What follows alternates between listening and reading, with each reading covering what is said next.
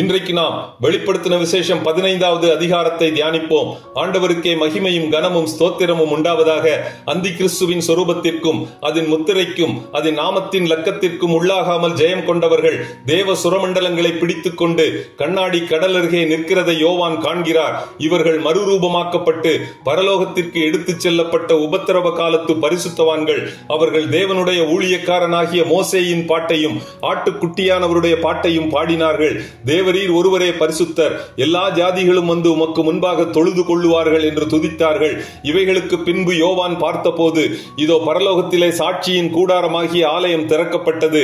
அந்த ஆலயத்திலிருந்து 7 வாதைகளையுடைய 7 தூதர்கள் சுத்தமும் பிரகாசமுமான மெல்லிய வஸ்திரம் தரித்து மார்பருகே பொற்கச்சைகளை கட்டி கொண்டு புறப்பட்டார்கள்.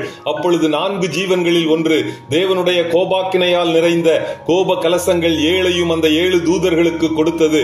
அப்பொழுது தேவனுடைய மகிமையினாலும் அவருடைய வல்லமையினாலும் உண்டான புகையினாலே தேவாலயம் நிறைந்தது.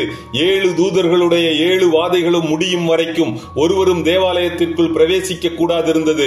இத்துடன் வெளிப்படுத்தின விசேஷம் 15வது அதிகாரம் முடிவடைகிறது. கர்த்தர் தாமே நம் எல்லோரையும் ஆசீர்வதிப்பாராக. ஆமென்.